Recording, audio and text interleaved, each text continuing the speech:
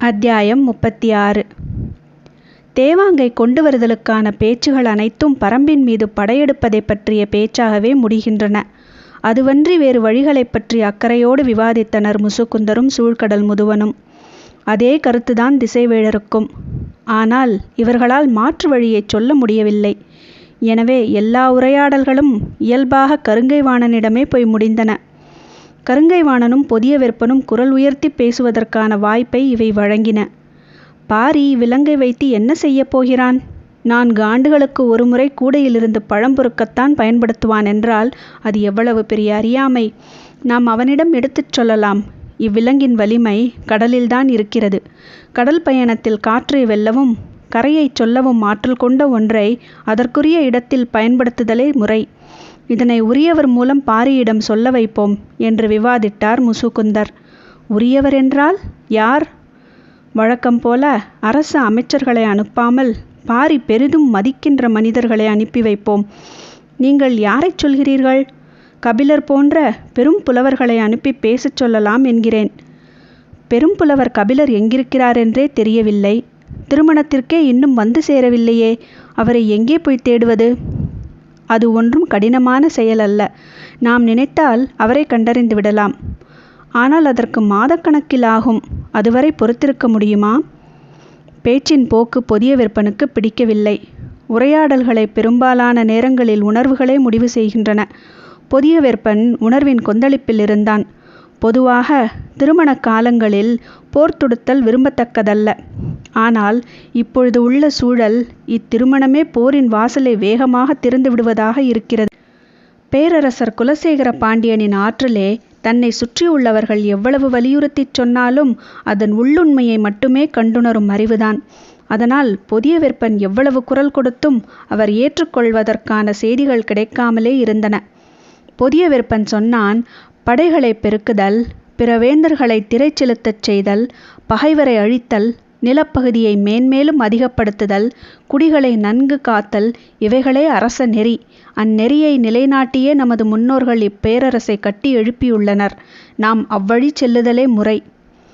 பொதிய வெற்பன் ஒரு வகையில் பேரரசை சீண்டும் வேலையை தொடங்குகிறான் என தலைமை அமைச்சருக்கு புரிந்தது. ஆனால் பேரரசர் எடுக்க வேண்டிய முடிவில் தெளிவாக இருப்பார் என்று யாவருக்கும் தெரியும். அவர் உரையாடலின் தன்மையை கூர்ந்து கவனித்தபடி இருந்தார். திருமண விழா கொண்டாட்டம் பெருகியபடி இருந்தது. மணவிழாவின் மிக முக்கிய நிகழ்வான மலரணிதல் சடங்கு இன்னும் சில நாட்களில் நடக்க இருக்கிறது. நமது மனநிலையை வேறொன்று ஆட்சி செய்கிறது. இது ஓர் அரிய வாய்ப்பு. கடல் வணிகத்தில் பிற பேரரசுகளை வெல்வது மட்டுமல்ல, யவனர்களையே நம்மை கண்டு மிரளச் செய்யலாம். கிழக்கு கடலையும் மேற்கு கடலையும் நமது கப்பல்கள் ஆளும். அது நமது அரசியல் வலிமையை மேலும் பல மடங்கு அதிகப்படுத்தும். இதனை பிறர் அறியாமல் செய்யும் முறையே சிறந்தது. போர் தொடுத்தல் இக்காரணத்தை வெளிப்படுத்தும். அதன் இறுதி அழிவில் அவ்விலங்கினங்களே கூட அழிந்துவிடும் ஆபத்து உண்டு. எனவே சற்று பொறுமையாக சிந்தித்து முடிவு செய்ய வேண்டும் என்று நினைத்தார். வெங்கல் நாட்டு சிறுகுடி மன்னன் மையூர்கிழார் வரும் வரை முடிவெடுப்பதை தள்ளி போட்டார். 6 நாட்களுக்கு பின் மையூர்கிழார் வந்து சேர்ந்தார். கையில் காராளி செய்த காமன் விளக்கோடு வந்தார். பேரரசை பார்த்ததும் அதனை அவரிடம் கொடுத்து அதன் சிறப்பைச் சொல்ல வேண்டும் என்று விரும்பினார். மலரணியும் நிகழ்வுக்கு புறப்பட தயாராயிருந்த பேரரசுக்கு மையூர்கிழார் வந்துள்ள செய்தி சொல்லப்பட்டது. உடனே சந்திக்க ஏற்பாடானது. அவர் அளித்த காமன் விளக்கை பெற்றுக்கொண்டார். அதன் சிறப்பை விளக்கிச் சொல்வதற்கான சூழல் வாய்க்கவில்லை. பாண்டரங்கத்தில் வைக்கவே தனி கவனம் செலுத்திச் செய்தது என்று மட்டுமே சொல்ல முடிந்தது. கருங்கைவாணன் நேரடியாக பேச்சைத் தொடங்கினான். பரம்பின் மீது போர் தொடுப்பது பற்றிய வினாக்கள் அவரின் முன் வைக்கப்பட்டன. முற்றிலும் எதிர்பாராத கேள்வியை எதிர்கொண்டு திகைத்து போனார் மையூர்கிழார். மணவிழாவுக்குத்தான் முன்கூட்டியே அழைக்கப்பட்டுள்ளோம் என நினைத்து பெருமகிழ்வோடு வந்த அவருக்கு இக்கேள்வி பெருங்கலக்கத்தை உருவாக்கியது. பாண்டிய நாட்டின் கடைசி எல்லை வெங்கல் நாடு. அதனை அடுத்து பச்சைமலை தொடர் தொடங்குகிறது. எனவே இப்போரில் வெங்கல் நாடு சிறப்பு பங்காற்ற வேண்டியிருக்கும். ஆனால் இவ்வளவு அவசரமாக திருமண காலத்தில் போர் புரிதல் பற்றி பேச வேண்டிய தேவை என்னவென்பது அவருக்கு விளங்கவில்லை. அவர் அதிர்ச்சி அடைவார் என்பது எதிர்பார்த்த ஒன்றுதான். எனவே மற்றவர்கள் அவரின் அதிர்ச்சியை பெரிதாக பொருட்படுத்தவில்லை. பேரரசரின் முன் நடக்கும் கலந்துரையாடல்களில் வினா எழுப்புவதற்கான இடமில்லை. தன்னை நோக்கி எழுப்பப்படும் வினாவிற்கான விடையை பணிவோடு முன்வைக்க மட்டுமே அனுமதி உண்டு. மயூர் கிழாருக்கு சூழல் பிடிபடவே நேரமானது. போரின் தேவையை பற்றி தெரிந்து கொள்வது நமது வேலை அல்ல. போரின் தன்மை பற்றி தனது அறிவுக்கு உட்பட்டதை சொல்லிவிடுவோம் என்ற முடிவுக்கு வந்தார். தளபதி கருங்கைவாணன் கேட்டான், பரம்பு நாட்டில் மொத்தம் எத்தனை ஊர்கள் உள்ளன? 400க்கும் மேல் இருக்கும் என நினைக்கிறேன். மலையில் அமைந்துள்ள ஊரின் பரப்பும் மக்களின் எண்ணிக்கையும் மிக குறுகிய அளவுதானே இருக்கும்? ஆம் என்றார் மயூர் கிழார். ஆண் பெண் குழந்தைகள் என எல்லாம் சேர்த்து பரம்பு நாட்டில் எவ்வளவு பேர் இருப்பார்கள்? இவ்வினாவிற்கு எப்படி விடை சொல்ல முடியும்? பரம்பு நாட்டின் ஓர் ஊரை கூட நான் கண்களால் பார்த்ததில்லை. ஒரு சில மனிதர்களை மட்டுமே பார்த்துள்ளேன். பின் எப்படி இதற்கு விடை சொல்வது என்று தயங்கிக் கொண்டிருக்கையில் கருங்கைவாணன் சொன்னான், பாண்டிய பேரரசின் நிலைப்படையின் எண்ணிக்கையில் பாதி கூட பரம்பு நாட்டு மக்களின் எண்ணிக்கை இருக்காது. தளபதி சொல்லும் கணக்கு சரியாகவே இருக்க வாய்ப்புள்ளது. ஏனென்றால் பாண்டிய நாட்டு நிலைப்படையின் வலிமை அப்படி. இந்த கணக்கு சொல்லப்படுவதற்கான காரணம் எல்லோரும் அறிந்ததே. ஆனால் போர் என்பது எண்ணிக்கையால் மட்டும் தீர்மானிக்கப்படுவதல்ல. அதை பேரரசர் அறிவார். எனவேதான் தளபதியின் சொல்லை விட மயூர் கிழாரின் சொல்லை அவர் மிக கூர்மையாக கவனித்து வந்தார். மிக உறுதியாக முன்வைக்கப்படும் தளபதியின் வார்த்தையை எதிர்கொள்ள முடியாமல் அமைதி காத்தது அவை. தலைமை அமைச்சர் முசுக்குந்தர் என்ன சொல்லப் போகிறார் என்று மற்றவர்கள் எதிர்பார்த்திருந்தனர். இதற்கு மேல் போரற்ற ஒரு பேச்சுக்கான இடம் அங்கு இல்லை என்பது அனைவரும் அறிந்ததனால் அமைதி நீடிக்கவே செய்தது. தளபதியிடமிருந்த உறுதியும் நம்பிக்கையும் புதிய விற்பனின் முகத்தில் மகிழ்வாய் எதிரொலித்தது. மற்றவர்களும் அதை கவனித்தபடி இருந்தனர். இந்நிலையில் நீ சொல்ல வருவதென்ன என்று மயூர் கிழாரை பார்த்து பேரரசர் கேட்டார். மயூர் கிழாரின் முகக்குறிப்பறிந்து பேரரசர் கேட்கிறார் என்றுதான் எல்லோரும் நினைத்தனர். ஆனால் தலை தாழ்த்தி நின்றிருந்த மயூர் கிழாருக்கு என்ன சொல்வதென்று புரியவில்லை. ஆனால் தான் எதையோ சொல்ல வேண்டும் என்று பேரரசர் விரும்புகிறார் என்பது மட்டும் புரிந்தது. சின்ன சிறுமலோடு பேசத் தொடங்கினார் மயூர் கிழார். நான் நேற்று வந்ததிலிருந்து பலவற்றையும் தெரிந்து கொண்டேன். என் மகன் இளமருதன் சற்றே பதற்றத்தில் இருந்தான். அழைத்து வந்த செவியனிடமும் விசாரித்தேன். ஆளுக்கு ஒன்றாய் சொன்னார்கள். ஆனால் அவர்கள் சொன்னதற்கும் உள்ளே நடக்கும் நிகழ்வுக்கும் எந்த தொடர்பும் இல்லை என்று முதலில் தோன்றியது. இப்பொழுதோ தொடர்பு இருக்கும் என தோன்றுகிறது. மயூர் கிழார் சொல்வது சற்றே குழப்பமாயிருந்தது. நீ எதை சொல்ல வருகிறாய் என கேட்டார் முசுக்குந்தர். மதங்கொண்ட யானையை நீங்கள் கையாண்ட முறையை என்றார் மயூர் கிழார். அதிர்ந்து போனார் முசுக்குந்தர். பேரரசருக்கு தெரியாமல் நடந்த ஒன்றை இப்படி அவையில் போட்டுடைத்து விட்டானே. எந்த மத யானை? என்ன நடந்தது? வியப்புற்ற குரலில் இருந்தது பேரரசரின் கேள்வி. முசுக்குந்தர் நடந்ததை விளக்கிச் சொன்னார். திருமண காலத்தில் இப்படி ஒரு தீய நிகழ்வு தங்களுக்கு தெரிய வேண்டாம் என்பதால் இதனை சற்று மறைவாக விசாரித்து முடித்தோம் என்றார். எனக்கு தெரியாது என்று எப்படி நீ நம்பினாய் என கேட்டார் பேரரசருக்கு தெரியாமல் இருக்க வாய்ப்பில்லை என்பதை நான் அறிவேன். ஆனால் இது ஒற்றர்களின் மூலம் மெல்லிய குரலில் உங்கள் காதுகளில் பட்டும் படாமலும் விழ வேண்டிய செய்தி என்று நான் நினைத்தேன். அதனால்தான் நான் உங்களிடம் தெரிவிக்கவில்லை. முசுக்குந்தரின் விடை பேரரசருக்கும் அவருக்கும் இருந்த ஆழ்ந்த புரிதலை வெளிப்படுத்தியது. மற்றவர்கள் வியப்படைந்தனர். இதனை நினைவுபடுத்தியதன் மூலம் மயூர் கிழார் சொல்ல வரும் செய்தி என்னவென்பதுதான் முசுக்குந்தருக்கு பிடிபடாமல் இருந்தது. மயூர் கிழார் கேட்டார், எத்தனை வீரர்கள் கொண்டு அந்த மதயானையை மறிக்கச் செய்தீர்கள்? வீரர்கள் எண்ணற்றோர் முன்னும் பின்னுமாக ஆயுதங்களோடு சென்றனர். ஆனால் யாராலும் நெருங்க முடியவில்லை. அல்லங்கீரன் யானைகளின் குணங்களை கண்டறிவதில் தேர்ந்தவன். அவன்தான் இதற்கெனவே பயிற்சி பெற்ற 4 யானைகளை கொண்டு மோதி அதனை வீழ்த்தினான் என்றார் முசுக்குந்தர். பேரரசரின் காதுகளுக்கு எது போகக்கூடாது என நினைத்தோமோ அந்த செய்தியை தானே சொல்ல வேண்டியதாகிவிட்டதே என்று மனம் கூசினார் முசுக்குந்தர். யானையை குத்திக் கொள்வதென்பது கொடும் நிகழ்வு. அது மணவிழா காலத்தில் நடந்ததென்பது பெரும் இக்கட்டை ஏற்படுத்தக்கூடியது. ஆனால் முசுக்குந்தர் அந்நிகழ்வை விளக்கிக் கொண்டிருந்த இந்த கணத்தில் எல்லோரின் எண்ணமும் இதனைவிட கொடுஞ்செயல் அரங்கேறும் போரின் மீதுதான் இருந்ததே தவிர மணவிழாவின் மீது அல்ல. மயூர் கிழார் சொன்னார், எங்களின் வெங்கல் நாட்டில் நடந்த நிகழ்வொன்று. அப்பொழுது நான் இளைஞனாக இருந்தேன். எனது தந்தைதான் ஆட்சி நடத்தினார். நாட்டின் தலைநகர் இப்பொழுது இருக்கும் இடத்தில் கிடையாது. பச்சைமலையின் அடிவாரத்தில் இருந்தது. ஓர் அதிகாலையில் அரண்மனையின் பக்கத்தில் இருந்த சித்தூரில் பெரும் கூச்சல் கேட்டது. என்னவென்று பார்க்க போன வீரர்கள் பதறியடித்து ஓடி வந்தனர். மத யானை ஒன்று ஊருக்குள் புகுந்துவிட்டது. கட்டடங்களை முட்டிச் சாய்க்கவும் மரங்களை பிடுங்கி எறியவுமாக இருக்கிறது என்றனர். தந்தை உடனே வீரர்களை அழைத்து கொண்டு அவ்விடம் சென்றார். நானும் உடன் சென்றேன். என் வாழ்வில் மறக்க முடியாத நாளது. அந்த யானையின் உயரமும் ஆவேசமும் இன்னும் என் மனக்கண்ணை விட்டு அகலவில்லை. அவ்வளவு ஆத்திரம் கொண்ட யானையை இன்று வரை நான் பார்த்ததில்லை. மத யானை முட்டி மரம் சாய்வதைத்தான் நான் கேள்விப்பட்டுள்ளேன். ஆனால் முட்டிய வேகத்தில் பெரும் மரங்கள் கூட நொறுங்கிச் சரிந்ததை அன்றுதான் நான் பார்த்தேன். துதிக்கையில் மின்னொளி வீசிக்கொண்டு அது திடுதிடுவென வந்த வேகம் இன்னும் எனக்குள் பேரச்சத்தை உண்டு பண்ணுகிறது. பெரும் பெரும் ஈட்டிகளோடும் வில் அம்புகளோடும் வீரர்களை துணிந்து முன்னகரச் சொன்னார் தந்தை. ஓசை எழுப்பும் மத்தளங்கள் இசைக்கப்பட்டன. ஆனால் அவ்வானை எதையும் பொருட்படுத்தவில்லை. வீரர்களின் ஆயுதங்கள் காற்றெங்கும் பறந்து கொண்டிருந்தன.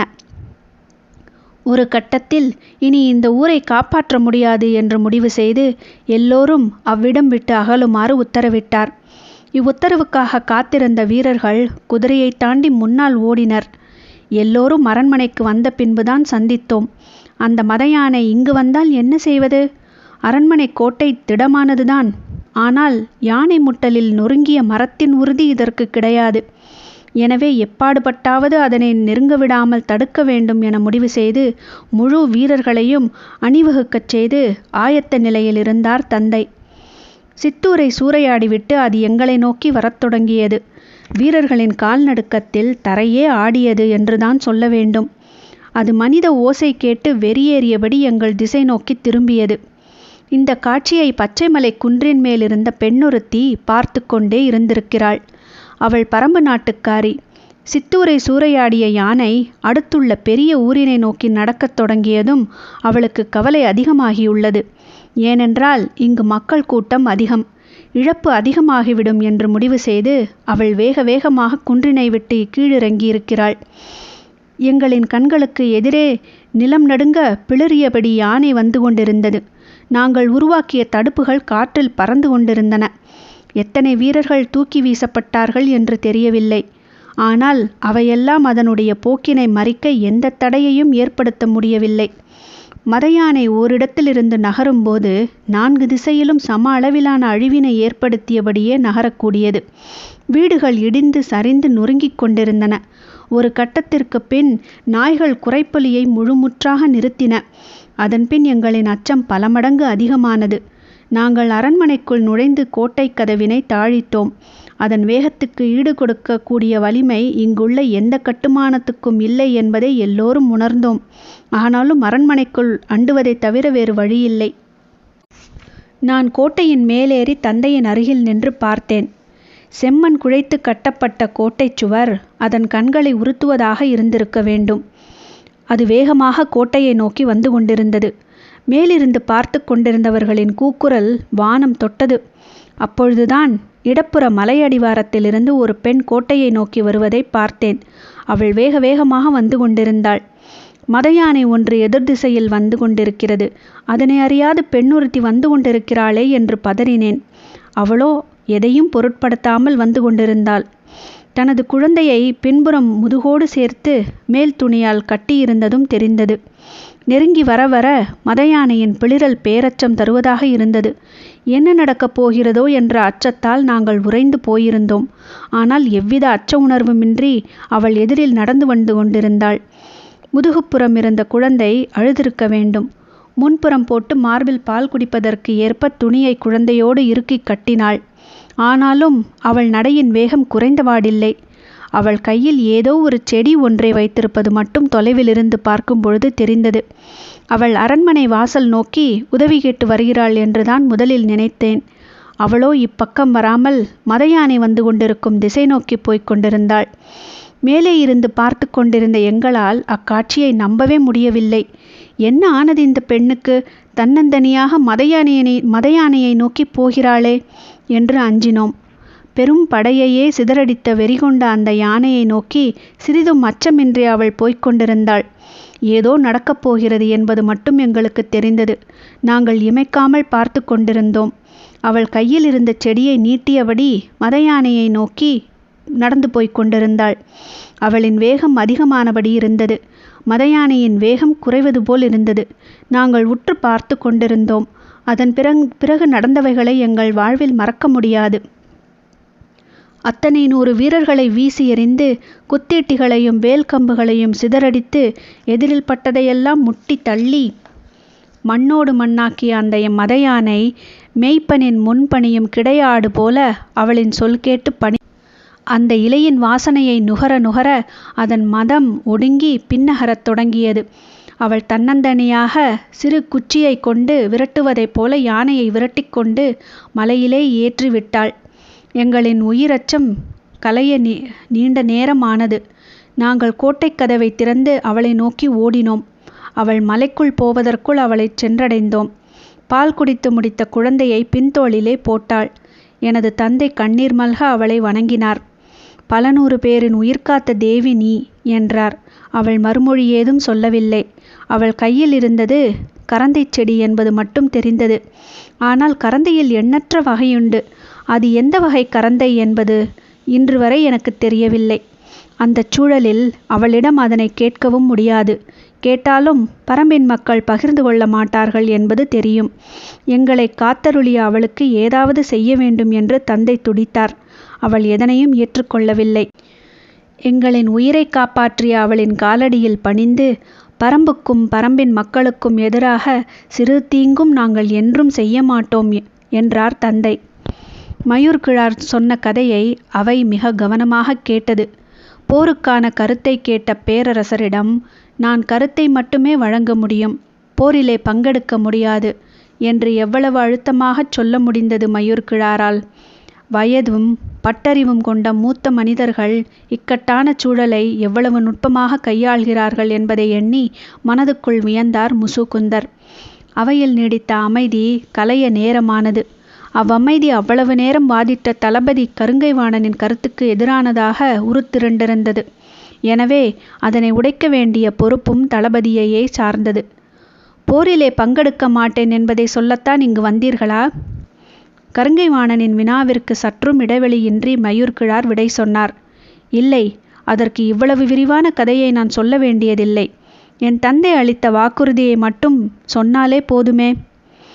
வேறென்ன சொல்ல வந்தீர்கள்? நீங்கள் சொன்ன கணக்கு தவறானது என்று சொல்ல வந்தேன். தளபதிக்கு புரியவில்லை. மற்றவர்களுக்கும் புரியவில்லை. விளக்கமாகச் சொல்லுங்கள் என்றனர். ஒரு பேரரசுக்கு மதங்கொண்ட யானையை அடக்க பல 100 வீரர்களும் பயிற்சி கொண்ட 4 யானைகளும் காலமெல்லாம் யானைப்படையில் பணியாற்றிய கட்டுத்தறியின் பொறுப்பாளனும் தேவைப்பட்டுள்ளனர். ஆனால் பரம்பின் மக்களுக்கு அப்படி அல்ல. ஒரு பெண்ணும் கையில் ஒரு செடியும் இருந்தாலே போதுமானதாக இருக்கிறது. அவள் ஒருத்தி நீங்கள் சொன்ன இத்தனை 100 வீரர்களுக்குச் சமம் என்றால் பரம்பில் இருக்கும் மக்களையும் செடி கொடிகளையும் கணக்கிட்டு நம் பேரரசில் இருக்கும் நிலைப்படை வீரர்களின் எண்ணிக்கையை சொல்லுங்கள் பார்ப்போம். மயூர் கிழார் எழுப்பிய வினாவை கேட்டு அவையின் நாவு துடிப்படங்கி ஒடுங்கியது. மற்ற நாடுகளில் ஆற்றல் அங்குள்ள வீரர்களை பொறுத்தது. ஆனால் பரம்பின் ஆற்றல் மனிதர்களை மட்டும் சார்ந்ததல்ல. எனவே வெறும் மனிதர்களை கொண்டு படையை நடத்தி போனால் பரம்பு நாட்டின் சிறு குன்றினை கூட கடந்து உள்நுழைய முடியாது. மயூர் கிழாரின் குரல் கணீரென அரங்கு முழுவதும் ஒலித்தது. சிறு செடிக்கு ஒடுங்கிய மதயானை போல் அவரின் குரல் கேட்டு ஒடுங்கியது அவை. பரம்பின் மீது படை திரட்டி போர் புரிவதில் பேரரசரின் மனம் உடன்பாடு கொள்ளாமல் இருந்தது. போரில் ஒருமுறை தோல்வி ஏற்பட்டால் அது அரசின் அச்சாணியையே அசைத்து பார்க்கும் என்பதை குலசேகர பாண்டியன் நன்கு அறிவார். அதனால்தான் இவ்வுரையாடலை இவ்வளவு தொலைவு வளரவிட்டு அமைதி காத்தார். அவர் எண்ணிய கருத்தே அவையிலும் நிலைநிறுத்தப்பட்ட கணத்தில் சட்டென எழுந்தார். எல்லோரும் பதறி எழுந்தனர். மலரணியும் சடங்குக்கு பொழுதாகிவிட்டது என்று சொல்லியபடி அவை நீங்கினார். புதிய விற்பன் அவருக்கு முன்பே போய் சடங்கில் கலந்து கொள்ள வேண்டும். இவ்வுரையாடலை இந்த தன்மையில் விட்டுவிட்டு செல்ல மனமில்லை அவனுக்கு. ஆனால் வேறு வழியே இல்லை. மனமின்றி புறப்பட்டு போனான். பொற்சுவையும் அவ்வாறே அங்கு வந்து காத்திருந்தாள். சடங்கு முடிய இரவானது. பேரரசர் தனது பள்ளியறைக்கு திரும்பும் பொழுது தளபதி உடனடியாக காண அனுமதி கேட்கிறார் என்று பணியாளன் தெரிவித்தான். வரச் சொல்லி அனுமதி கொடுத்தார் பேரரசர். நள்ளிரவு வரை அவர்கள் பேசினர். முற்றிலும் புதியதொரு திட்டத்தை தளபதி கருங்கைவாணன் கொண்டு வந்திருந்தார். அது பேரரசருக்கு நம்பிக்கை அளிப்பதாக இருந்தது.